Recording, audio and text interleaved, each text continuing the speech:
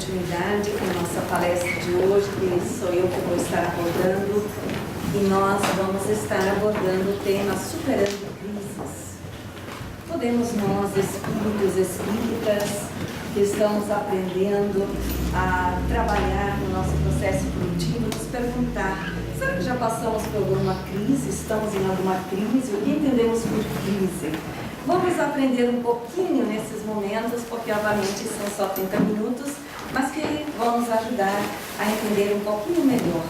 Começando então com o pensamento dizendo que o experienciar humano é campo vasto de pesquisa para o entendimento da evolução dos seres.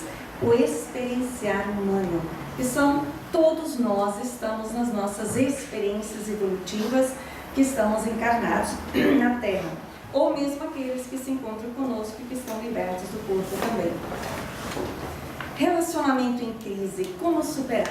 Eu tenho para mim que se nós partimos do princípio que somos seres imperfeitos, que estamos ali nessa aprendizagem evolutiva, dentro dos relacionamentos interpessoais, onde que ainda erramos às vezes, não com a intenção, mas muitas vezes por ignorância ou devido às nossas limitações, nós já tivemos ou podemos estar em crises, seja nos nossos lares, com os nossos familiares, com os nossos parceiros, com os nossos amigos, com os nossos companheiros de trabalho, onde quer que nós estejamos. Vamos ver.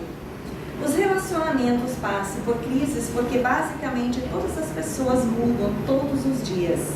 Ninguém nunca é a mesma pessoa do dia anterior e nem sempre as mudanças são melhores para ambas as partes. Daí começam as divergências. O que precisamos entender é que, além da atração natural que sentimos, também tem estes outros fatores, diferenças e afinidades, que pesamos conscientemente ou não.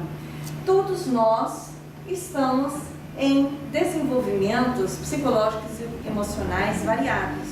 Todos nós somos seres imortais, onde cada um está trazendo a sua historiografia milenar, com suas tendências. Nós não somos processos estáticos. Nascemos assim e vamos acabar assim. Ou quando conhecemos alguém, esperar que às vezes imaturamente nós podemos ter essas expectativas que a pessoa vai continuar sendo a mesma pessoa no decorrer da relação, o que é um equívoco muito grande, porque as pessoas mudam, nós mudamos. Então isso é fundamental aprender. Quando muitas vezes nós nos atraímos pelas experiências iniciais, esquecemos das diferenças e afinidades. Porque por mais que nós convivemos com alguém, nós verdadeiramente não conhecemos a fundo o espírito que começa e prossegue se mostrando através dos dias como fator natural desse desenvolvimento interior. Então é fundamental nós aprendermos a perceber as nossas expectativas que nós temos dos outros. Se são limitadas, é uma questão de tempo, nós vamos entrar em choque e em crises uns com os outros. Porque nosso leque de referências internas é limitado e necessita ser atualizado. A melhor maneira de lidar com as fases ruins de uma relação é aprender a administrar as emoções e lidar com elas. Por trás do nosso sistema de crença, nossas expectativas que formamos dos outros, que é nossa responsabilidade e não do outro, então essas referências já vêm da nossa realidade emocional, estejamos conscientes ou não. E pela resposta emocional, consciente ou não, é que nós vamos estar lidando diferente, ou aprendendo na experiência, crescendo, ou podemos entrar em crise relacional. Isso tanto faz que seja na parceria, no casamento, com os familiares, nas amizades, no nosso ambiente de trabalho. Devemos começar olhando o que precisa ser mudado e o que pode ser aproveitado em um momento de crise. Todo relacionamento visa suprir determinadas expectativas. Então, se por acaso nos encontramos em crise relacional, conosco, com alguém, procuramos nos perguntar para perceber o que necessito desenvolver na relação de mim comigo, já que a minha relação com o outro sempre é a extensão da relação que mantenho de mim comigo. Então as crises são muito mais internas nesse raciocínio do que externas. O que é exteriorizado é já como a extensão da vivência interior. E a maior de todas é ser feliz e viver em harmonia com alguém. Mas quando este relacionamento entra numa crise, é preciso recapitular o que fomos buscar nessa relação e quanto conseguimos satisfazer de nossas necessidades. Quem de nós não carrega a expectativa de ser feliz na relação com o outro? Isso normalmente é muito forte em nós. Quando temos então as referências de vazio existencial, que é oriundo da falta de um projeto existencial do indivíduo consigo mesmo, essas expectativas serão projetadas no outro, passando a ser exigências que o outro terá que me tornar feliz. E se eu não estou feliz é porque é o outro. Outros dizem, com esse estado de falta de valorização íntima, eu só serei feliz quando encontrar a outra pessoa. Infeliz daquele. Porque vai haver a projeção dessa infelicidade interna no outro, que se torna cobranças. E a verdade é que a relação vai se tornar cheia de crises, porque não conseguimos ir por esse caminho. A felicidade é um estado de consciência oriundo da autorrealização do espírito com a sua consciência em relação à consciência cósmica, estando numa relação específica ou não, porque relações todos nós estamos pelo fato de estarmos encarnados, de termos uma família, de estarmos trabalhando, de estarmos interagindo uns com os outros. Todo e qualquer relacionamento tem seus altos e baixos. Às vezes, tem momentos em que estamos mais envolvidos e às vezes, em outros momentos, é o outro que está. Eu já aprendi isso como espírito imortal que sou, que se eu estou numa relação, eu já sei que hora eu posso estar mais presente. Quando falamos mais presente psiquicamente, e horas eu posso estar mais ausente e vice-versa.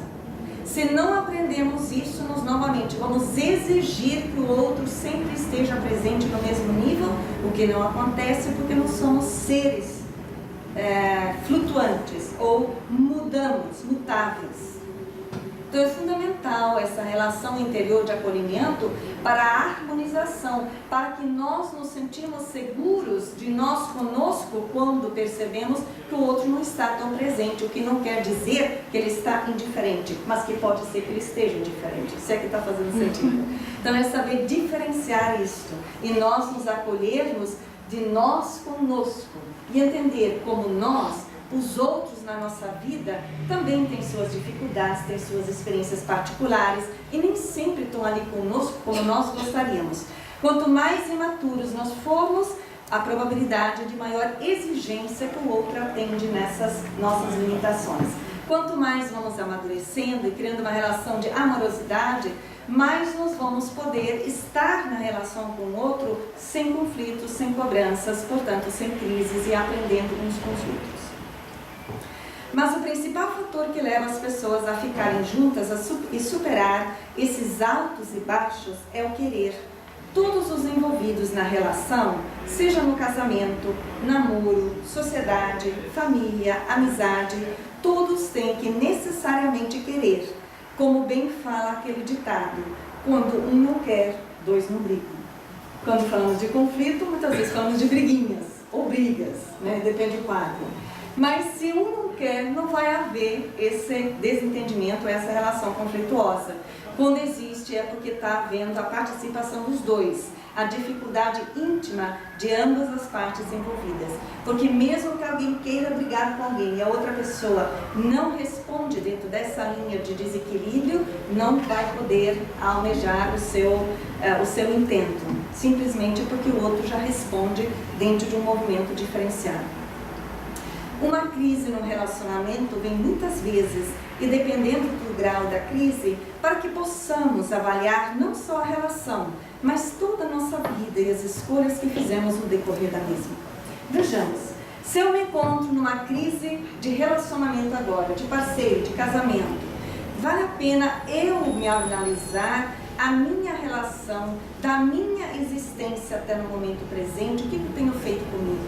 Ou se eu me encontro numa crise de relação no meu ambiente de trabalho, novamente trazer ao foco para me observar o que esta crise está falando da minha forma de encarar a vida, as pessoas ou situações. O que necessito ajustar, o que necessito modificar, o que esta experiência está me convidando a renovar interiormente para seguir o desenvolvimento do processo evolutivo. Precisamos ter claro que relacionamento é a possibilidade de trocar afeto e crescer como indivíduos, e também onde podemos contribuir para o crescimento do outro. Nas relações que nós estamos, nós já percebemos que o relacionamento possibilita a troca de afetos. Se é troca de afetos, então não pode haver conflitos, crises, não é verdade? E o que entendemos por afetos? Porque poderá haver definições diferentes. Quanto mais o espírito está imaturo, nós vamos ter referências de afeto e de apego. Quanto mais somos mais autônomos, o afeto é a amorosidade que nos liberta uns dos outros enquanto caminhamos uns com os outros. Sempre tem referenciais diferentes. Toda relação, seja com nossos familiares, seja no casamento, seja na sociedade, seja nas amizades, visa o exercício do espírito no desenvolvimento da amorosidade, da afetividade. E nós, como indivíduos, crescemos querendo ou não. Só que às vezes cada um cresce em direções, setores e em ritmos diferentes, e antes se havia entendido em projetos comuns, parece que de repente cada um está falando uma língua diferente. Isso é comum ouvir em relações, né? Você parece nem é mais o mesmo. Quando eu te conheci não eras assim. Mas olha, a nossa ignorância de querer exigir que o outro permaneça como era. Quando o próprio fator evolutivo é a mudança, a coisa mais certa na vida é mudança. Para a infelicidade dos apegados e controladores. Mas a vida é mudança. Então o normal é a pessoa mudar, é eu mudar. O normal não é estacionar. E nós queremos que nós ficamos sempre do mesmo jeito, que as pessoas estão sempre do mesmo jeito. Então, necessitamos atualizar o nosso quadro íntimo, porque senão é neste momento que começam então as crises, as diferenças.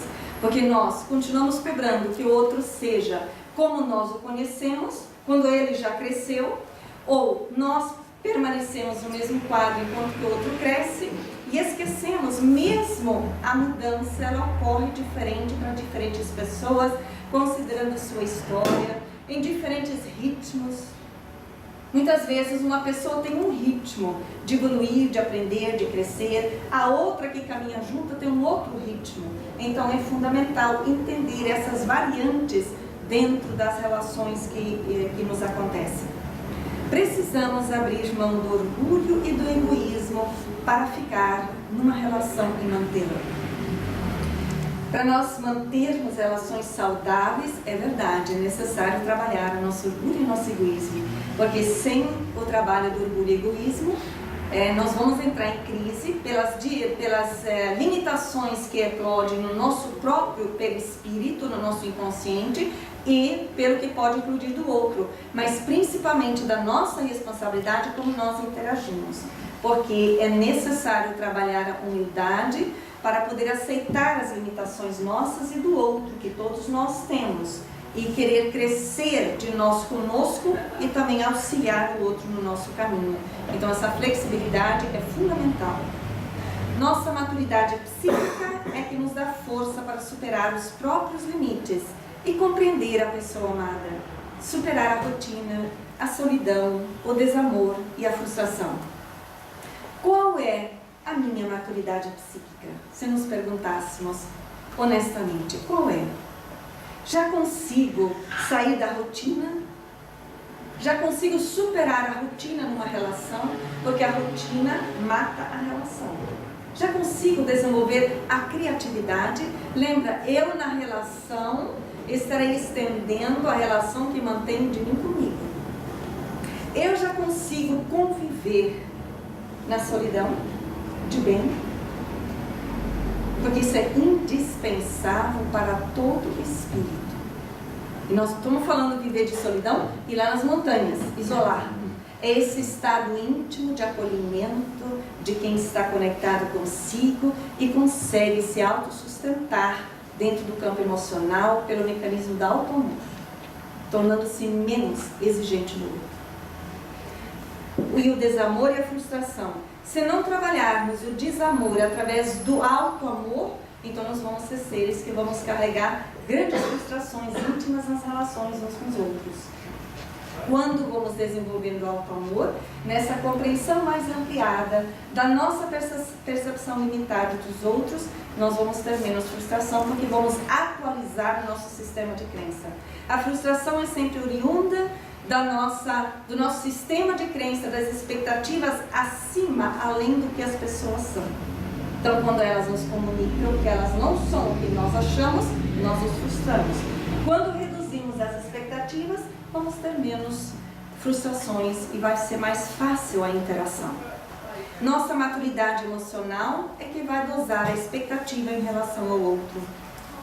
Lembrando que nossos pensamentos, a raiz como são os sentimentos, então quanto mais vai haver a educação emocional, mais nós temos maturidade emocional e vai contribuir para a redução das expectativas falsas ou equivocadas que tenhamos dos outros e vamos projetando nelas, vai haver menos projeção.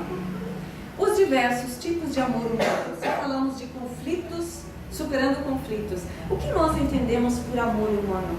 Eu achei interessante pegar umas definições. O termo amor do latim quer dizer amore. No dicionário Michaelis nós vamos ver várias definições. Interessante, vamos perceber cada um onde eu me encontro nessas definições. Sentimento que atrai as pessoas para o belo, o digno ou grandioso. Confere a definição de amor que eu trago? Grande afeto de uma a outra pessoa de sexo oposto, aqui eu diria também, ou do mesmo sexo. Afeto, grande amizade, ligação. Objeto dessa afeição. Benevolência, carinho, simpatia. Tendência ou instinto que aproxima os animais para a reprodução. Desejo sexual. Ambição, cobiça, amor de ganho. Culto, veneração, amor à legalidade, ao trabalho. Caridade. Coisa ou indivíduo bonito, precioso, bem apresentado. Tendência da alma para se apegar aos objetos. Ali nós já estamos falando no apego.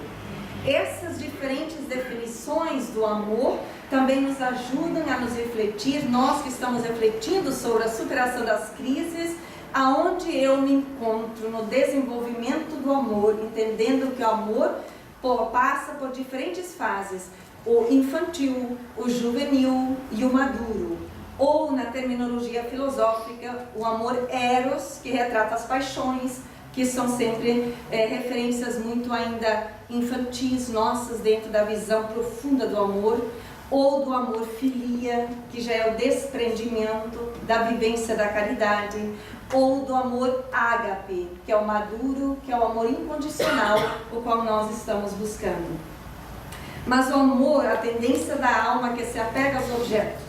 Objeto pode ser a pessoa também. É interessante ver as pesquisas nessa questão do amor, que existe o amor patológico. E tem isso? Tem, já são estudos na área da psiquiatria. Existe esse novo transtorno psiquiátrico, que é um estudo feito na área da psiquiatria, que já estudamos. E isso dentro da visão espírita é fácil de nós entender, porque nós sabemos que tem os crimes, até os suicídios, através da vivência do amor patológico. Vamos entender um pouco mais como são as pessoas lá fora. No amor patológico, a pessoa embarca numa união simbiótica na tentativa de fugir da insuportável sensação de abandono. Ela dirige toda a sua atenção à pessoa amada, desdobrando-se em cuidados e gentilezas que nunca cessam, porque simplesmente ela não sabe como controlar o impulso de agradar o parceiro ou a parceira. Numa postura obcecada, aquele que vive este amor não consegue mudar de foco. Seu objeto de desejo torna-se prioridade, enquanto os outros interesses ficam em segundo plano. Então, quando nós estamos dentro da vivência do amor patológico, muitas vezes não consciente, nós somos aquelas criaturas que nas relações nós vamos nos dar 100%. E aí o que damos a nós? 0. E aí como é que ficamos? Em crise. É uma questão de tempo. Porque não vai funcionar. Então nós sempre estaremos sobre esses cuidados excessivos e inclusive se estamos numa relação, nós vamos focar 100% na pessoa, esquecendo o nosso trabalho, esquecendo nossos projetos existenciais, esquecendo de nós mesmos. Então ali quando ocorrem essas convivências relacionais, quando chegam as crises, normalmente é muito sofrido para a pessoa, porque ela não se preocupou, não se conscientizou de construir uma própria realidade para si. Esse amor é vivido por pessoas de personalidade vulnerável, marcada pela baixa autoestima e pelos sentimentos de rejeição e raiva. São pessoas que crescem em famílias desajustadas, com pouca atenção e carinho dos pais. Por isso, tentam compensar esses anos de ausência com um amor possessivo. Elas acabam reproduzindo desarranjos do passado, escolhendo parceiros dependentes e que logo irão se mostrar negligentes, inacessíveis e problemáticos. A pessoa tem dificuldade em estabelecer limites entre ela e o parceiro, manifestada pela atitude constante de manter o outro sob controle e uma busca incessante pela fusão com ele. Nós estaríamos acrescentando aqui, dentro do que é apresentado, que obviamente que o espírito, quando se desenvolve na sua fase infância, o que teve ali de experiência pode ou não repercutir nele. Mas não diríamos que é somente da falta de atenção dos pais, porque nós na visão espírita também trazemos o espírito imortal que já traz a sua bagagem milenar. Então alguém que não cuidou de si, que não aprendeu. Porém, a fase infantil pode ter contribuído. E é interessante observar que nós vamos introjetando as nossas experiências vividas e vamos atraindo pessoas similares. E às vezes as pessoas dizem, não sei por que eu atraio essas pessoas assim. Então nós vamos entendendo enquanto que se eu trago essa desestruturação, enquanto eu não trabalhar o streaming, eu posso sair de uma relação, entrar na outra, eu vou atraindo o mesmo quadro. Então pessoas que chegam e eu me dou 100%, a queridinha, querendo ser aceita, querendo fazer tudo. E daqui a um pouco as pessoas trazem essas tendências, porque na verdade, no fundo, são tendências similares, né? Então é necessário se trabalhar interiormente para conseguir atrair novos relacionamentos, modificando a relação interna de mim comigo, através da proposta de auto-amor. E obviamente que ali nesse muito dar, no estudo mais profundo, que muitas pessoas pensam que são muito boazinhas, mas nós somos grandes controladores. Então veja que muda a referência na medida que vamos aprofundando o estudo. Jung ainda ensina, a sombra constitui um problema de ordem moral que desafia a personalidade do eu como um todo, pois ninguém é capaz de tornar consciência desta realidade sem despender energias morais. Mas nesta tomada de consciência da sombra, trata-se de reconhecer os aspectos obscuros da personalidade, tais como existem na realidade. Obviamente que nossas limitações, conscientes ou não, nós estamos falando da questão moral do espírito, né? Os nossos conflitos retratam o desenvolvimento moral ético da vivência dos valores reais. As crises são oriundos dos valores irreais, oriundos da nossa instância ego. A mentira retarda o desenvolvimento do espírito, porque muitas vezes nessas crises, obviamente que a mentira está presente como mecanismo de defesa, como fazer valer seu ponto e assim por diante, por trás dos conflitos. Mas vejamos o que aprendemos com Emmanuel. Mentira é a ação capciosa que visa o proveito imediato de si mesmo, em detrimento dos interesses alheios, em sua feição legítima e sagrada. E essa atitude mental da criatura é das que mais humilham a personalidade humana, retardando por todos os modos a evolução divina do espírito. Na medida que nós vamos saindo, superando nossas próprias crises internas, decorrentes do movimento de honestidade de nós conosco, façam que nós também aprendemos a nos relacionar com maior honestidade uns com os outros. Isso ainda é trabalho a ser conquistado por todos nós aqui na Terra, né? E vejamos o que aprendemos aqui. A pessoa com amor patológico presta cuidados ao parceiro, mas com o intuito de obter afeto. Isso é inconsciente muitas vezes, sem respeitar as necessidades e interesses do outro. Muitas vezes com atitude crítica quando não recebem o esperado, além de serem pessoas com dificuldades de estipular metas e de se manter focada nelas.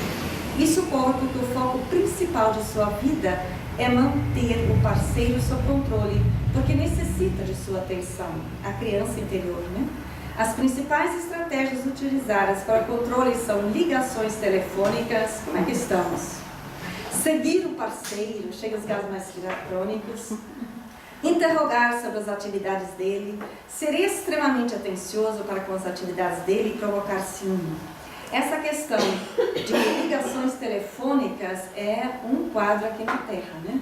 A Joana de Ângeles, que nos remete bastante nos últimos livros, inclusive os livros do projeto Manuel Filomeno de Miranda, quanto o tal do Facebook também. Se nós vamos olhando, inclusive com experiência vasta na área clínica, é uma perturbação psicológica muito grande, porque muito se faz ali de mostrar, de ser quem não se é, para evidenciar algo que não somos, sem contar com as desestruturações, as mentiras, as falsidades que se geram nessa conexão, ou nessa rede de conexão que as criaturas estão ligadas. Então devemos ter bastante consciência do que estamos fazendo e buscando realmente os valores reais do espírito. Ou às vezes estamos em relações, aí no escondido vamos checar os telefones, novamente mostrando as tendências controladoras e desrespeitando a outra pessoa. Devido aos modelos desestruturados que trazemos, não aguentamos de não saber, temos que ir lá futricar. Veja só a desestruturação interna.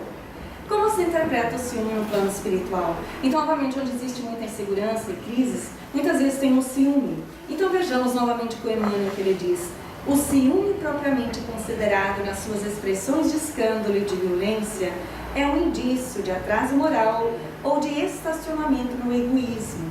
Dolorosa situação que o homem somente vencerá a golpe de muito esforço na oração e na vigilância, de modo a enriquecer o seu íntimo com a luz do amor universal.